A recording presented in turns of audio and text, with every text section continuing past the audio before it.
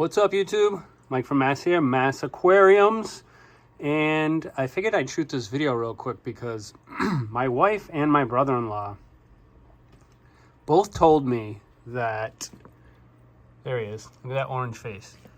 Asked me if my clownfish were changing colors and turning orange. And I was like, well, no, I'm pretty sure they always had orange face, but now that I'm coming down here and paying close attention, I have to go back to my old videos and did they really have this orange of a face? Like, that's the big female. And if she'll come out, you can see that also, like, on her pectoral fins, like the bottom fins, that you see like the orange little specks on them. And then this male down here's chin is orange. And I don't, yeah, it is a perfect picture of the fins down there turning orange. I'm like, I don't think so. I think they've always been like that. And my brother-in-law, Steve, and my wife were like, no. I've been looking at these fish for quite a few years, and I think they're turning orange. So, anybody out there that follows my YouTube channel that's kept an eye on these clowns for all these years, know if their faces were black at one time? I'm pretty sure they were orange. I don't know about the male. That little orange patch I don't believe was like that, but look at the female. Look at, she is really pretty fish, and especially she's a grumpy looking fish though. Look at her mouth, super grumpy. Yep, those are her little fins turning orange down there. I gotta go back to videos and look closely at them, but anyway, still beautiful fish. We have a bubble tip, rose bubble tip takeover here in the tank. They are everywhere now. And to be quite honest, I haven't done too much research on whether or not that's healthy if they're multiplying like crazy or unhealthy if they're multiplying like crazy. I'm gonna go with healthy.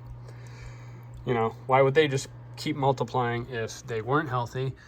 But yeah, I also have a major bristle worm infestation. They're just everywhere, crawling around.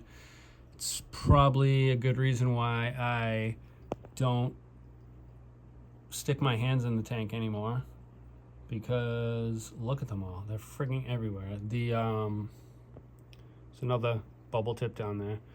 The GSP is just about dead at this point. Completely over the past 2 or 3 years has melted away. All my fault, I know. Yeah. But there's the tank. Still, water is very clear, and I have not done a thing in a long time.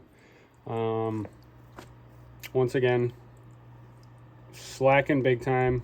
Nothing really going on in this tank besides cleanup crew still bombing around. My 2 clownfish. Still haven't done a water change in 4 years. Haven't changed any media. This filter, nothing is running in this filter.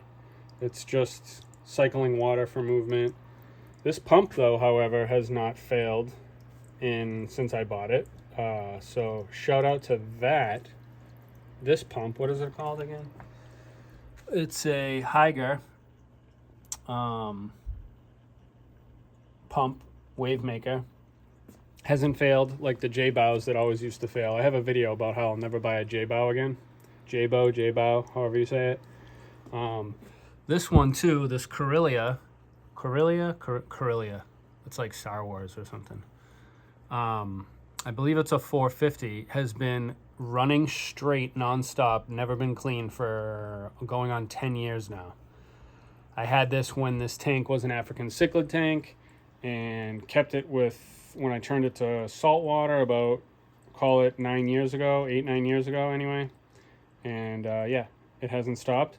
Along with this Aqua Clear 70 hang-on back filter is still going strong. I did buy a, I love it so much when I first started running them. I bought a spare just in case, because, you know, I didn't want them to stop selling them. Or if the filter failed, I just wanted to be able to swap out real quick. And guess what?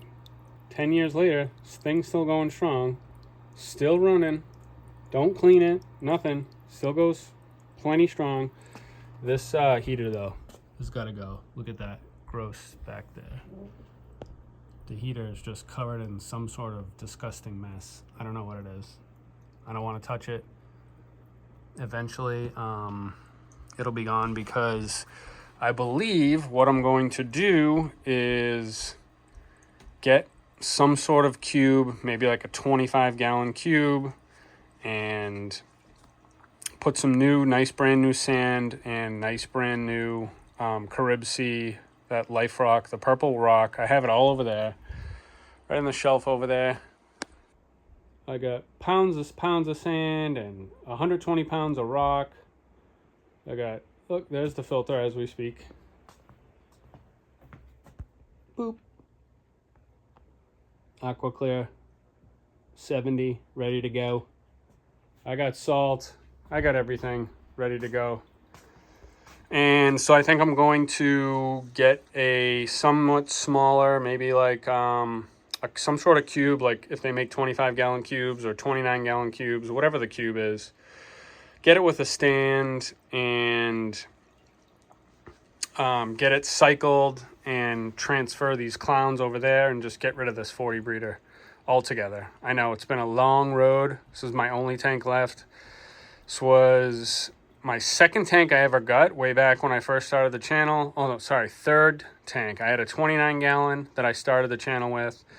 Then got a huge 75-gallon. It was my planted tank. I get a lot of comments. Everybody, you know, this was the tank that got me into this. And, you know, I really missed that tank. It was a beautiful angelfish tank. Rainbows in there, all sorts of stuff that I wanted. It was just like a mixed bag of all sorts of shit in that tank. South American cichlids, rainbow fish, catfish, pleco, you know, you name it, that tank had it. And then I got this 40 breeder to do African cichlids. I was running African cichlids, and the yellow labs were breeding, and that was fun. And then my buddy Mike over from the UK said, you got to do salt, you got to do salt. And this was my first saltwater tank. At one point, this tank was absolutely gorgeous, just filled with corals, every type of coral, you know, you name it, softies, zoas, bird's nests, the GSP was flowing, torches, hammers, like the works, just absolutely beautiful. And now it, you know, pretty much looks like shit.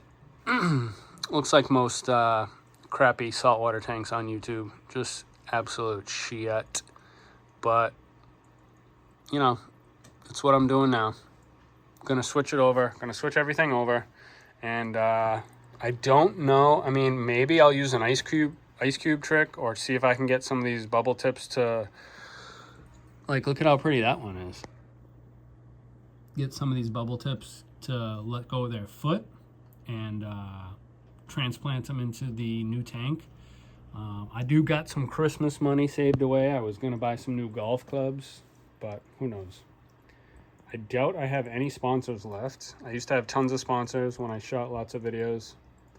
I might have a few people I could reach out to, but hey, anybody out there watching that wants to give me a 25-gallon, 29-gallon cube, shoot videos on, shoot me an email. So that's about it. Worked all day, went and hit the range, shot 150 rounds off my Hellcat, my EDC. I put maybe 2,500 rounds through that firearm right now, and I gotta say I love it for a Micro 9. My everyday carry is the Springfield Armory Hellcat 9mm.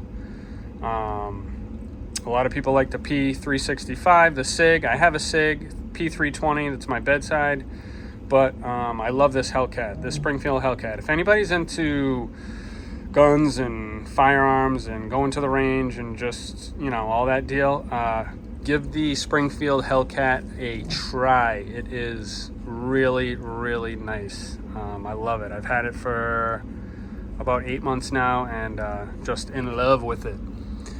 So that's it.